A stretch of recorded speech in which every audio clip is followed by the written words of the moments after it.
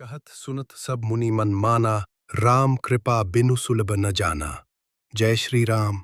मैं पवन पुत्र हनुमान, रघुकुल शिरोमणि, प्रभु श्री रामचंद्र जी की सेवा में नित्य रत रहता हूँ। अब जो कथा मैं कह रहा हूँ वह उस पावन क्षण की है जब समुद्र पर सेतु बनकर संपूर्ण वानर सेना लंका विजय के लिए तत्पर हुई थी। सेतु निर्माण पूर्ण हुआ, शिलाएं जिन पर राम नाम लिखा था जल में तैर उठीं। वानर जनों का उत्साह चरम पर था। स्वयं नल और नील ने अगाध समुद्र को साध लिया, परंतु प्रभु श्री राम का हृदय अत्यंत विनम्र था। उस दिन प्रभु ने कहा, हनुमान, हमें इस कार्य की सिद्धि हेतु भगवान शंकर की पूजा करनी चाहिए। त्रैलोक्य में मेरे प्रियतम महादेव ही हैं। उनकी कृपा के बिना कोई कार्य पूर्ण नहीं हो सकता। मैंने तुरंत वानरों को आज्ञा दी, हे वीरों, शीघ्र पुष्प, जल, बिल्वपत्र और पंचामृत लेकर आओ। स्वयं प्रभु शिव का पूजन होगा। उस वनखंड में जहां राम जी ने चरण रखे वहीं एक छोटा शिवलिंग स्थापित किया गया।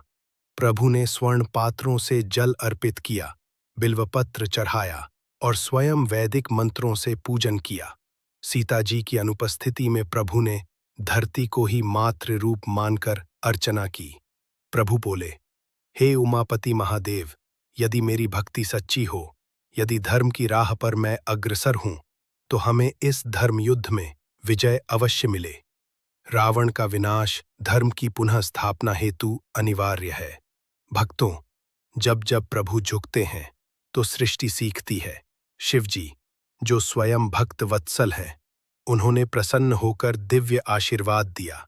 उस क्षण आकाश से पुष्पों की वर्षा हुई, नंदी और भृंगी ने रास किया, सृष्टि पुलकित हो उठी। मैंने उस समय अपने नेत्रों से प्रभु के नेत्रों में भक्ति की गहराई देखी। शिव और राम दोनों ही तो एक हैं, अद्वैत रूप। चौपाई। शिवद्रोही ममदास कहावा, सो नर मोही सपनेहु न भावा। जो शिव का अपमान करता है वो श्री राम का सेवक कैसे हो सकता है।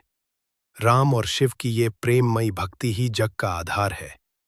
हे भक्तों, तुम भी जीवन में जब कोई महान कार्य करने जाओ तो पहले ईश्वर की आराधना करो, अहंकार को त्यागो और प्रेम से सबको जोड़ो।